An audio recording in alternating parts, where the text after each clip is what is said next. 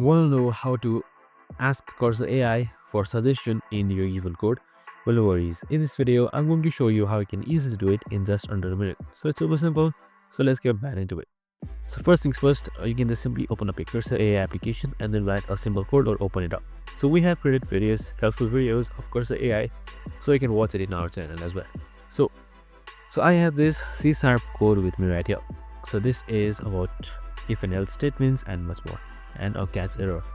So what I need to do is, if I want to suggest some improvements or suggest any modification, what I can do is I can just simply select Ctrl+A. That should select the entire code. And what you can do is you can just simply select add to chat, which opens up a chatbot. That's Ctrl+L, or quick edit, any one of these. So in this video, I'm going to go quick edit and then just type in suggest me any improvements.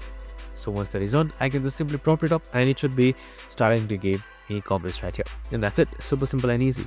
I hope this video helped. If it did, make sure to like, subscribe and tune in with us for more of these videos. Have a good day and see you in the next one.